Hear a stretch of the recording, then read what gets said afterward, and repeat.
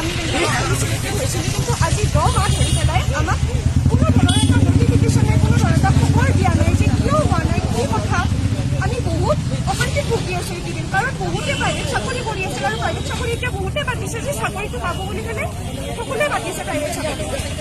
কিন্তু আজিলৈকে মুখ্যমন্ত্ৰী মহোদয়ৰ পৰা আমি একো খবৰেই নাপালোঁ।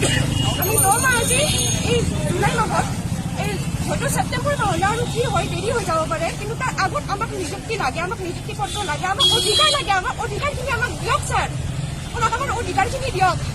আমি আৰু কিমান ৰখি থাকিম?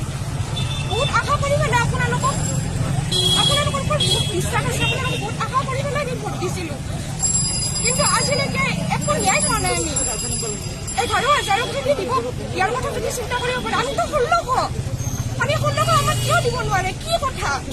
আমাক জনাওক, সেইটোৱে জনাওক। বহুত বিনম্ৰতাৰে সন্মান সহকাৰে আপোনালোকক অনুৰোধ জনাইছোঁ ছাৰ, অনুৰোধ জনাইছোঁ। আজি কিবা স্মাৰক পত্ৰ দিব